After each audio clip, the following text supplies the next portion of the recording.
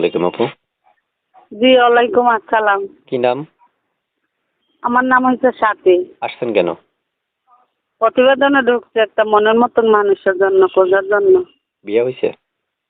জি না, বিয়ে শাদী হয়েছে না। যে আমার পাশে থাকবে, যে আপদে বিপদে হেল্প করবে, যে আমার দায়িত্ব নিতে পারবে আজীবনের জন্য।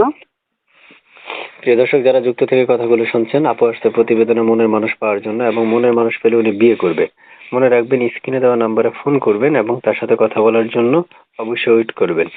প্রিয় দর্শক, শুনতেছেন আমরা একজন আপুর সাথে কথা বলছি, তবে চ্যানেলটা সাবস্ক্রাইব না করা পর্যন্ত কল দেওয়া যাবে না। আগে চ্যানেলটা সাবস্ক্রাইব করবেন, তারপর ওনাকে ফোন করবেন। তারপর শুনতেছি, এই নাম্বারটা কার? জি এই নাম্বার আমারই ভাইয়া। এই নাম্বারে ফোন দিলে আপনাকে পাওয়া যাবে জি এই নাম্বারেই ফোন দিলে আমারে পাবেন, অসুবিধা সব নেই। সময়?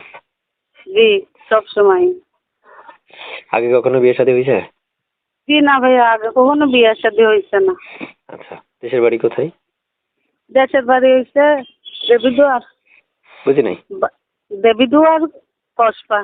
আচ্ছা আচ্ছা, প্রিয় দর্শক, শুনতে পেরেছেন আপনারা। আমি এক এক করে কিছু তথ্য আপনাদের জন্য উপস্থাপন করলাম। যদি আপনাদের মন মতো না হয়, তাহলে আপনারা অবশ্যই স্ক্রিনে দেওয়া নাম্বার ফোন করে যোগাযোগ করে সকল তথ্য নিতে পারবেন, জানতে পারবেন, যাচাই বাছাই করতে পারবেন। মনে রাখবেন, 3 মিনিট 3.5 মিনিট রেকর্ডের মধ্যে আমরা সকল কথা বা তথ্য যাচাই বাছাই করা সম্ভব না।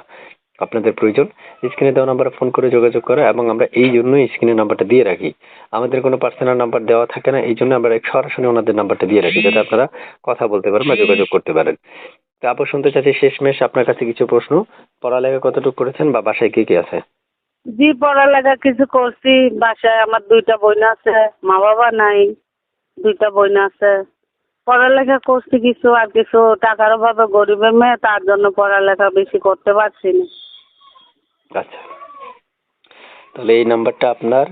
আপনি সরাসরি মানে ভালোবাসার মানুষের জন্য আসছেন। ভালোবাসার মানুষের আপনাকে কল দিলে আপনি কল রিসিভ করবেন? জি আল্লাহ রহমত রিসিভ করাম। ইমো আছে এই নাম্বারে? জি না ভাইয়া, ইমন নাই, কপি মোবাইল এটা বুঝছেন। আচ্ছা আচ্ছা, ঠিক আছে আপু। প্রিয় দর্শক, আমি আমি চলে যাচ্ছি বা বিদায় নিচ্ছি। আপনারা বাকি কথাগুলো তার সাথে বলে নেবেন। আমরা আসলে সকল তথ্য নিতে পারবো না, এভাবে বসে জিজ্ঞেস করা সম্ভব না। আমাদের হাতে ওটা সময় কম, তাই আমরা বিদায় জানাচ্ছি। আপুর সাথে কথা বলার জন্য আপনারা বেশি কষ্ট বা পরিশ্রম করার কোনো মানে আসে না। যোগাযোগ করবেন তার সাথে। ভালো থাকেন।